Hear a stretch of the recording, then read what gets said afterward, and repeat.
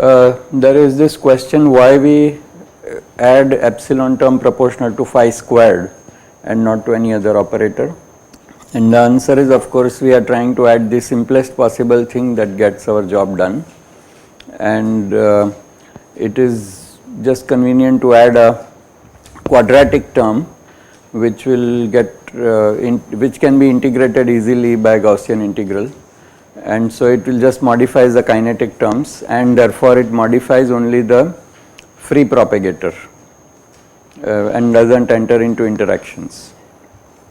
Of course, eventually you are taking epsilon to 0, so you just want to put it in the most convenient place and such that it damps the integral also. So actually it is quite a fortuitous thing, because originally epsilon was put by hand, meaning that I epsilon prescription is one out of many you can have, right? I hope you know this. So prescription.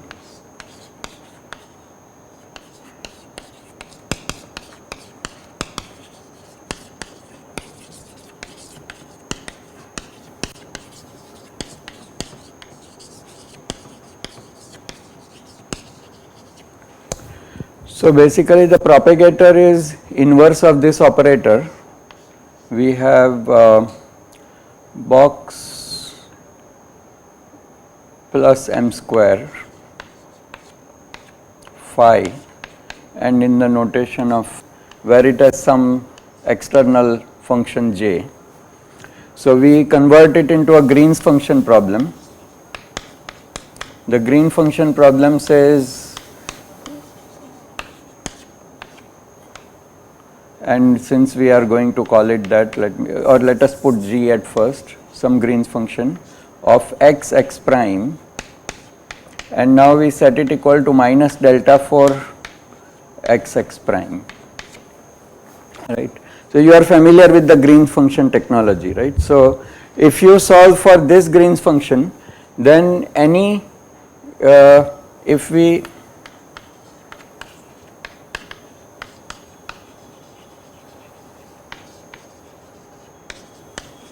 for some boundary conditions, then the solutions of same boundary condition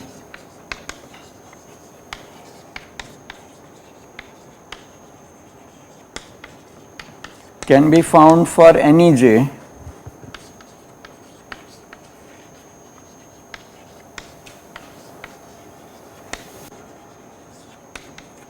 simply as phi x equal to integral g x prime j of x prime.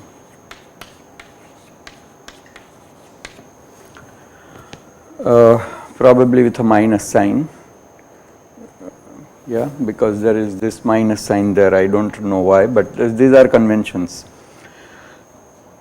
So you can always find anything like this. So the question is of putting the boundary condition right,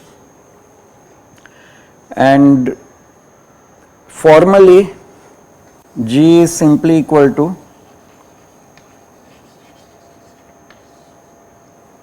g x prime is just the inverse of this, so whatever acts on this, right. So it is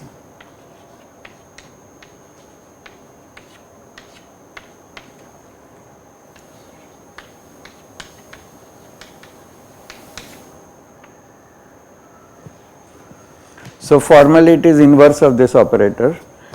This can now be defined in momentum space, it becomes simpler.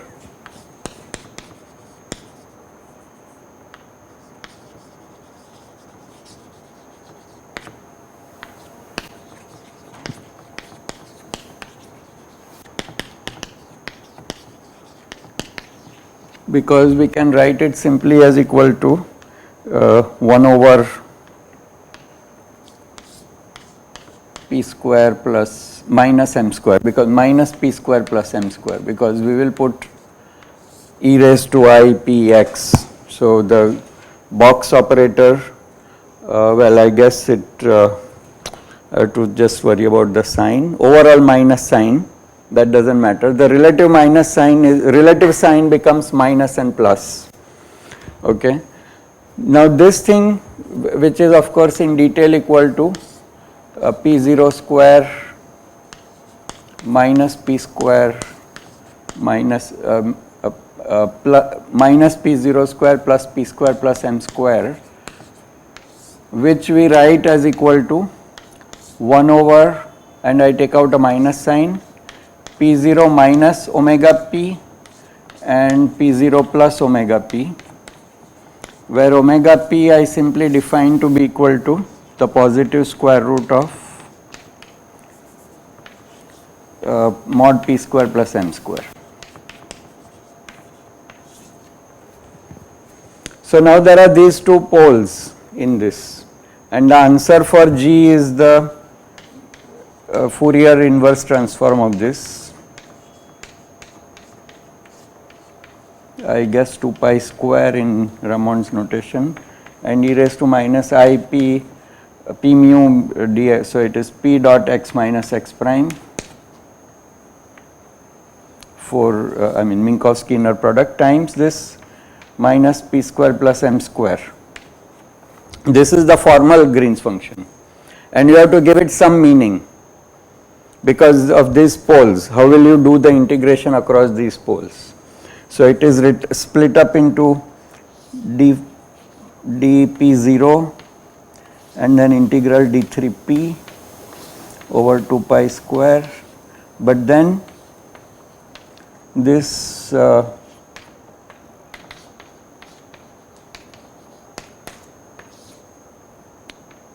this thing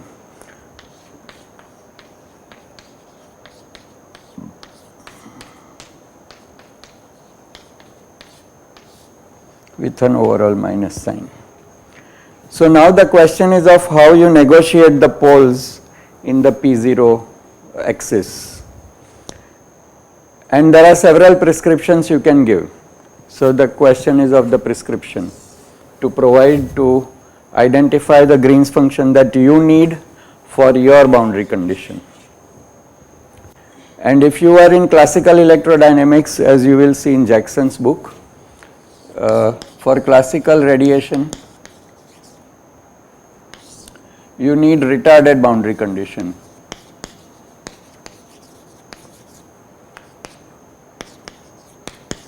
Which means that whatever G is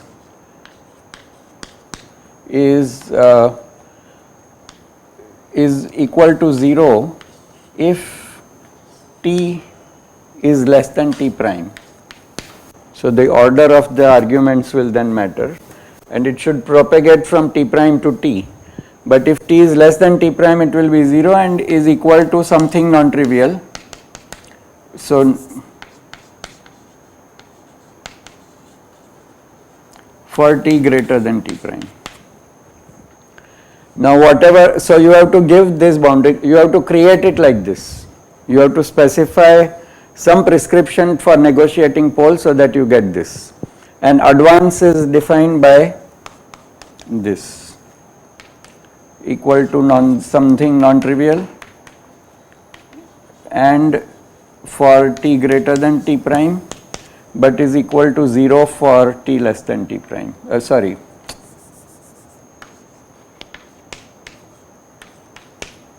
So advance means it's coming from the future. It will propagate things only backward in time. It's quite a curious and interesting history that Feynman was actually fooling with these boundary conditions along with his advisor John Wheeler as a student, because of this is taking us on a historical trail, but if you will see Jackson's book towards the end, there is a whole topic of radiation reaction.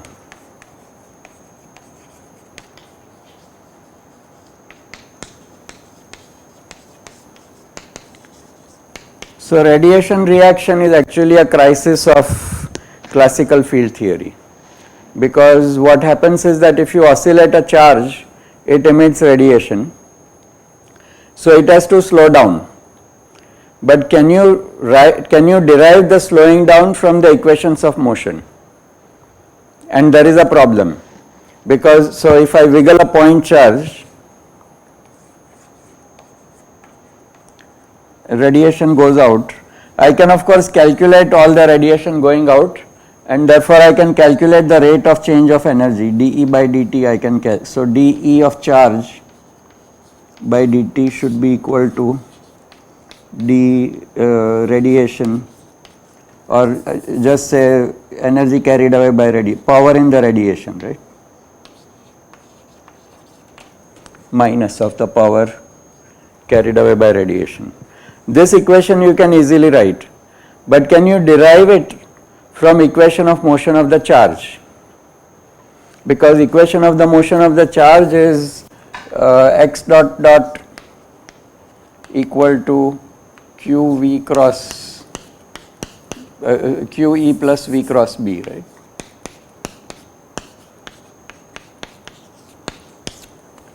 Can you integrate this to get, and we know that energy is equal to half mv square for non-relativistic charge. Can you do a first integral of this motion to get this and get its rate of change to match this rate of change? There is a serious problem because E is a point charge or Q is a point charge, and what is the value of the electric and magnetic field at the site of the charge?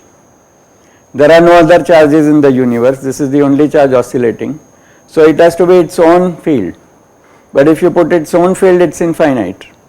So there is a conceptual difficulty trying to get this equation to be derived from what in the old literature was called ponderomotive equations for the charge. Ponderomotive means the dynamical equations. So not only that, this radiation formula is well known. So this equation is well known, what this has to be. So can you reverse engineer to somehow get an expression for x dot dot? Yes. But the last equation dE charge by dt equals or should it be dE? I mean, we are considering some large sphere and all the energy inside that sphere is changing at the rate minus p, right? It's not just the energy of the charge. So the radiation zone is only the 1 over r zone, which will be realized at infinity. All the remaining energy will sort of remain, it's in the fields, which remains confined, yes, it remains confined to some near zone. But it will not be lost, it will not be radiated to infinity. But when we say E is equal to half m of x dot square and expect that to change with rate p, right? Is that Yeah, that's what we so think instead of continuously forcing, suppose with an impulse you should have a spring, of course, so that it oscillates. So you are putting some external force into the problem, and if the spring is conservative spring, the radiation will take away the energy. So you just pull the charge and let go. So it has to come to rest. So it has to undergo some rate of change of. The other stuff will just it's called reactive fields, and they are not dissipative fields. They will not take away the energy. They will keep reinforcing the motion in some way probably. But the big problem is that this is, I even used to know the dependence. Oh no, not this dependence, but therefore what happens is then that the only way you can get the answer is if you put a, so it actually looks like you have to, it determines, so these conditions determine x triple dot. So this, I will not be able to remember everything now, but the reconciliation constrains x triple dot, okay, which is called the radiation reaction force. I can actually even remember why it would become triple dot if we remember the dipole formula, but you can see it, it's given in Jackson. Now that is beyond Newtonian scheme because it's now x triple dot. So there were various rather exotic proposals. One of them was to say that actually there is some action at a distance between charges and that it is not dissipated in this detailed way and so on. Dirac, being a clever guy, observes that the x triple dot formula comes out exactly correct if you use this equation, but in the fields you don't put the self field trivially, but you put retarded minus advance. Okay. So Dirac prescription, not to be mixed with that prescription, but Dirac proposal, E B obtained from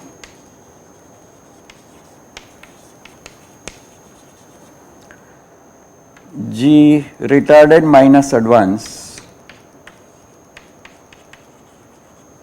reproduce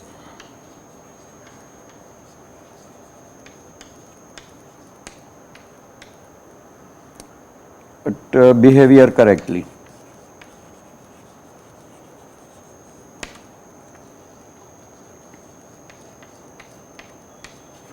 Because only G by itself would be divergent at the source, but if you do G retarded minus advance, then it exactly cancels out the local fields and retains only the radiation zone fields.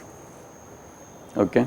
So that correctly has in it behavior of the radiation zone fields. Now this tickled everybody's mind why it was retarded minus advance and so on. So Wheeler and Feynman tried to create a system for this, which is abandoned theory.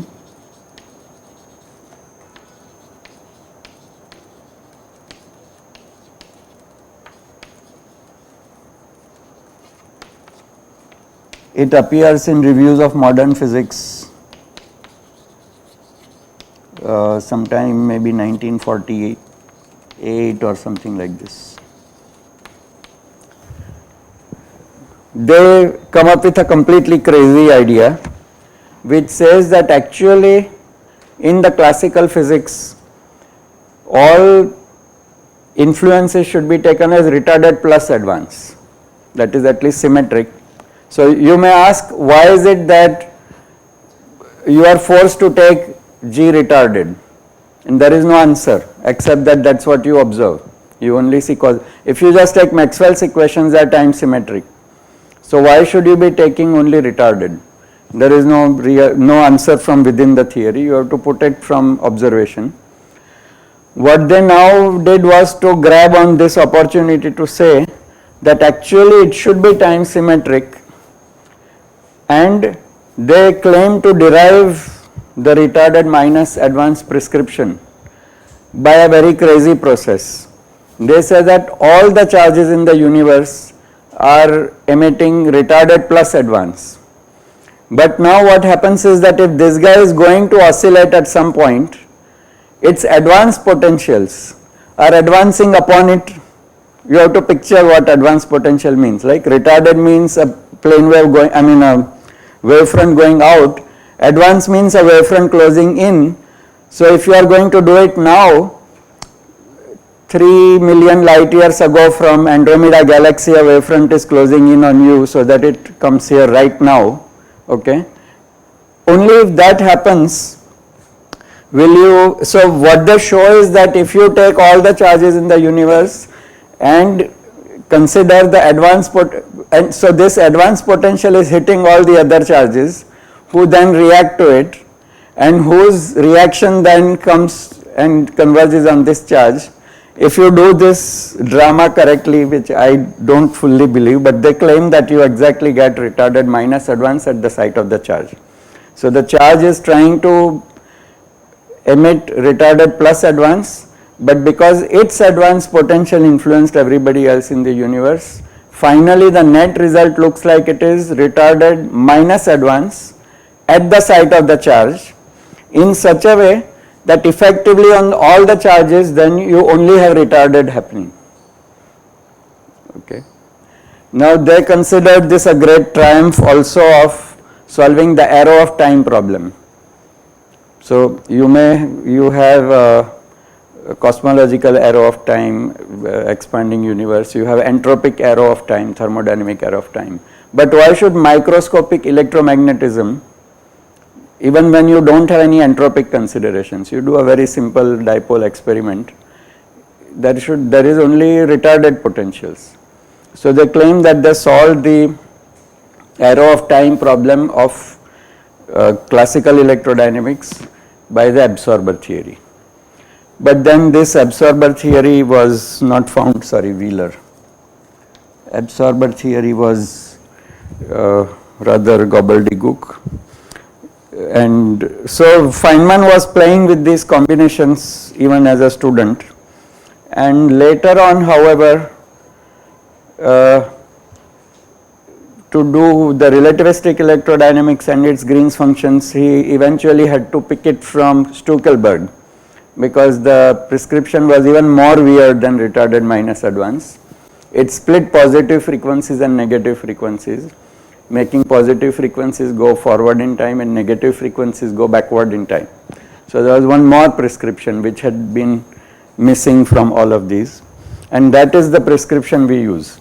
So there is a very simple, so to get retarded, all you have to do is to make sure that both the poles are below. Okay. So when you close in the upper half plane, you get, that would be the advance. So if you do it like this, then when time is positive, you get contribution of the poles, but if time is negative, then you don't get contribution of the poles, which can be arranged simply by shifting the poles down. So to both of these, so this minus omega but minus I epsilon, and plus omega but also minus I epsilon. In both cases it becomes plus I epsilon, because you will subtract minus I epsilon from both. So that is one prescription.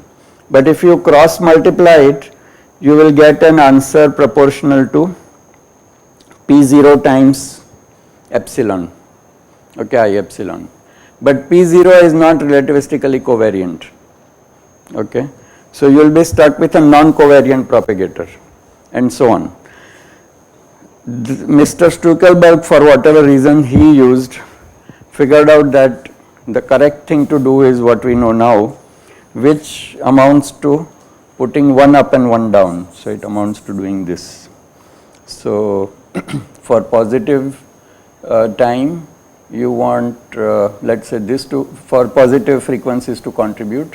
So this is correct, but for negative frequencies, it should contribute when it is negative time. So at the negative pole, it is also minus. That also makes the answer, it now multiplies omega p, I think, which is at least positive number. See, P0 is being integrated, but omega p is positive square root. So it comes out epsilon times a positive number, and that uniquely fixes the, so it's a prescription that one has to put to get that propagator. So you have to interpret the Green's function in some way. The formal expression is simply inverse of that differential operator, which you can find in momentum space, like you can do in electrical engineering, where you have both quadratic and first. So this is all second derivatives, but if you had first derivatives as well, then you need a Laplace transform instead of Fourier transform, and you know that problems become algebraic instead of having to solve differential equations. Here, just to, I may have forgotten to emphasize, but the point of this machinery is that it is like a master key solution, because it converts a partial differential equation problem to an integral equation, with the boundary condition already built in. So you do not have to carefully remember to put in any boundary condition. You just feed it into this machine, and integration is always psychologically easier than solving a partial differential equation. Okay, because integration just requires you to put some, do a Simpson integral, even on multidimensional space. It's not a conceptually difficult thing, and you can implement it on computers, etc., very easily. So the philosophy of Green's function method is that kernel, as we have been calling it, is that it converts partial differential equations into integral equations, except that you also have to remember to pack in the boundary conditions in that Green's function. Green's function essentially comes from differential equation theory. You didn't have any quantum field theory at that. Feynman didn't do any quantum field theory at all. He just put the propagator there and integrated. Okay. So, but how to get the propagator from quantized field theory? That is where this time ordered product of quantum fields and vacuum to vacuum thing comes. Okay. In quantum field theory, it becomes this. This was elucidated by Dyson. Right.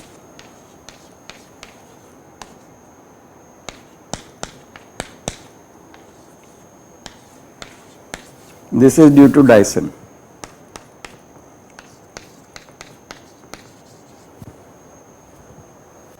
That only if you do time ordered product of the quantized fields, you will automatically get the Stuckelberg propagator.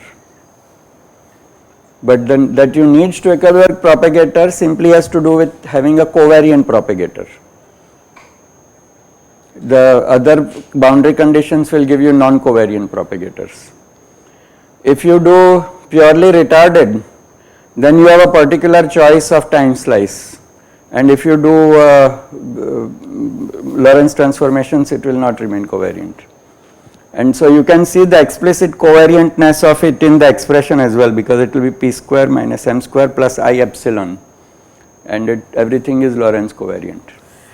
So what is quite miraculous is that time ordering, which in Dyson's prescription looks something artificial, because you have to specify it, in path integral or the functional method is automatic because of the interpretation of that functional integral as a time sliced integral.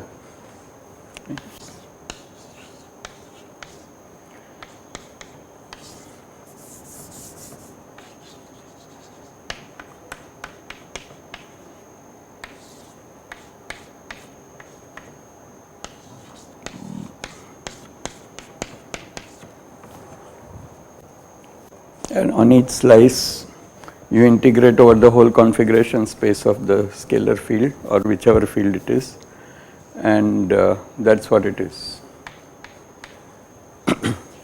So now just to reorient you again, let me write our emblemic formula we have been writing for a few days now.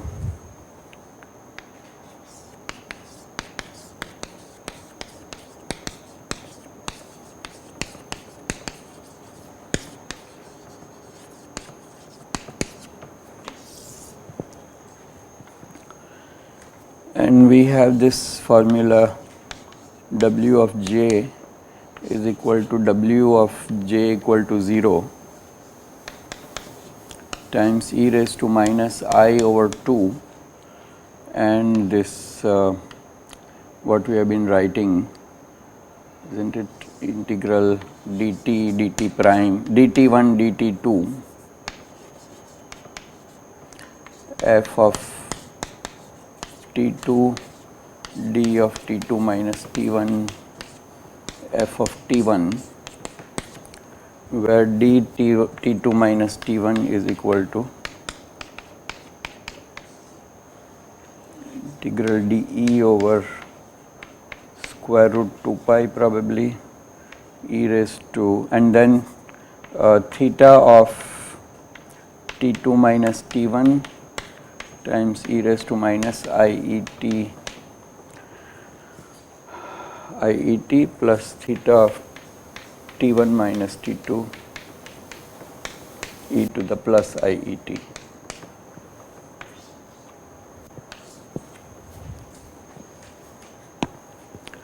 So I'm sorry, this is W of f. Right now it is for the oscillator, but in field theory this becomes W of j equal to W of j equal to 0. Let us write it like this, and e raised to minus I over 2 integral d4x1 d4x2 of j, and then there is this delta Feynman.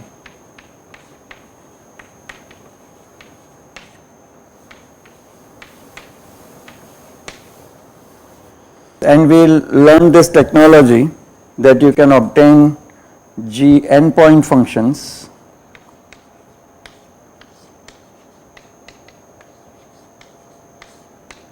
which are defined to be the average value. So this is actually just vacuum to vacuum, and time ordered product of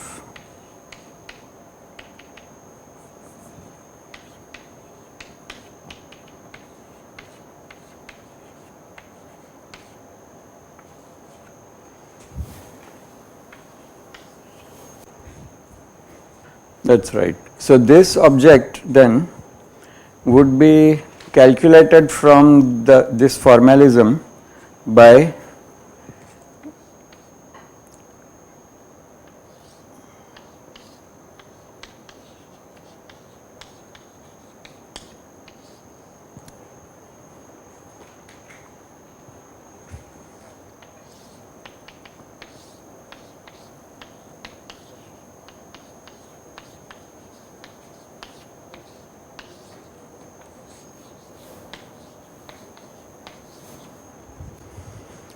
taking variations with respect to j, because each variation would bring down a phi and put it in the so this then basically just acts, going back, the original action function acts as a weight e raised to I times action acts as the weight function with respect to which you take averages, and they can be computed like this. Now so this is why this is called the generating function. So W is called the generating function of Green's functions, and evaluated at j equal to 0. Good. Okay. So you vary and then set j equal to 0. So the W of j is called generating functional.